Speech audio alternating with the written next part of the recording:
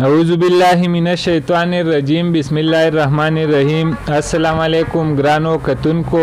وقار خان وقار یما د معیار نیوز په شیشه تاسو سره مخاطب یما. دا وخت په معیار کتاب کور کې ناست یو. زمونږ ګران مشر د باجوړ د سیمې استاد شاعر زمونږ د ټولو استاد ښاغلی باچازاده حیران صاحب را سره ناست دی. د حیران صاحب کتاب ډنګ ډیوال د معیار کتاب کور په اهتمام چاپ شوی دی. حیران صاحب ته او ټولو ملګرو ته مبارکي وایو. په دغه موقع د حیران صاحب سره دا مرکه ریکارډ کوو. د حیران صاحب یو دوه شعرونه دي چې سرتوره اوس د خپلو پښتنو د لاسه ګرځي.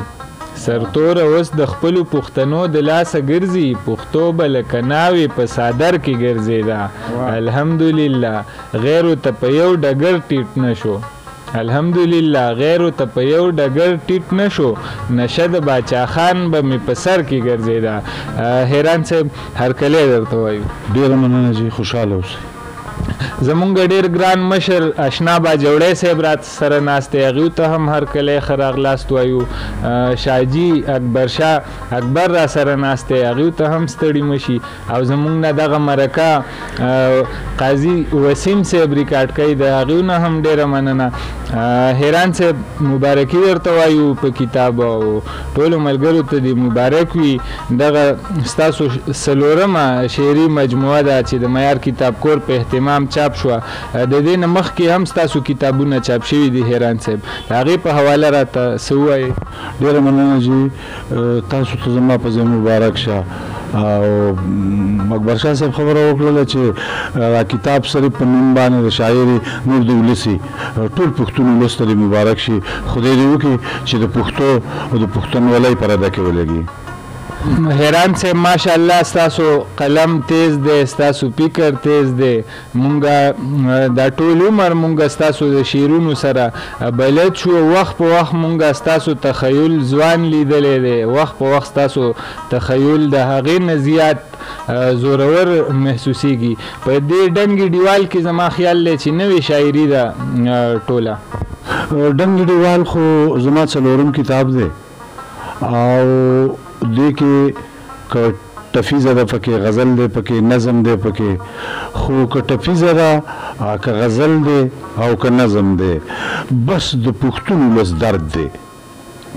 او کوشش کوم چې د دې ولس دپاره څه ولیکم. حیران صاحب د دې کتاب تړون هم د خپل لختي ځیګر شوکت عزیز شوکت په نوم کړی دی. حیران صاحب څو ټپیزې یو کلام که راسره شریک کړئ نو مهرباني به. ډېره مننه جي. بس دا څوک سړي ته نه یادېږي خو د دې کتاب کې چې څه راغلي دي نو ټپیزم په دغه شکل باندې دي چې ښه په الفت باندې پوهېږم، ښه په الفت باندې پوهېږم، د رقیبانو نه یریږم، تا ته چې نه ګورم شرمېږم، په لاره ځم ټوله شرنګېږم، ستا د تهمت زنځیر په غاړه ګرځومه،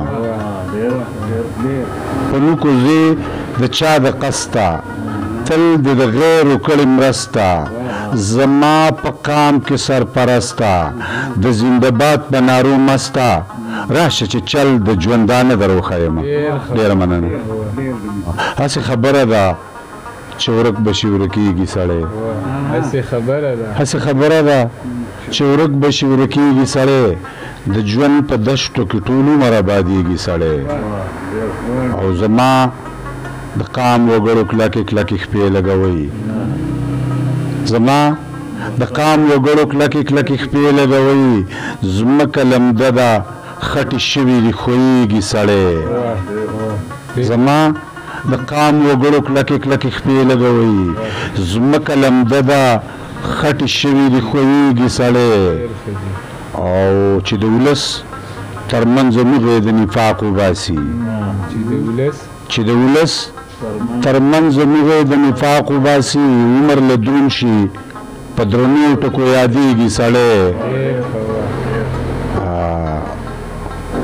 د محبت د زور د زور دی الله وساته واه د محبت د محبت د زور دی الله وساته که زړه یې ښه وي او که بد په غرونو خیږي سړی په ستنه مه ګوره په ځان پسې راستون به مې کې په ستنه مه ګوره په ځان پسې راستون به مې کې څوک چې په چا پسې راستون شي راستنېږي سړی په کڼاوو کې چې د غرونو په سرونو ګرځي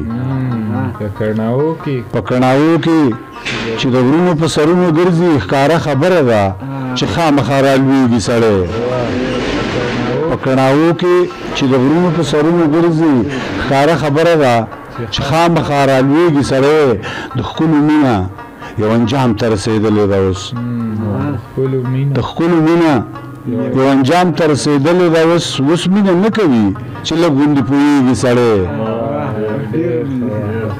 د ښکلو مینه یو انجام ته رسېدلې ده اوس مینه نه کوي چې لږ غوندې پوهېږي سړی حیرانه نه وایي په خوله یو بل ته هېڅ نه وایي چې محبت کوي په سترګو کې پوهېږي سړی مننه جي ډېر ښه د حیران صاحب دغه کتاب ډنګ ډیوال چې سریزه پې اشنا باجوړي صاحب لیکلی ده تاسو کولی شئ چې د هر ښه کتابکور نه ترلاسه کړئ ډېره مهرباني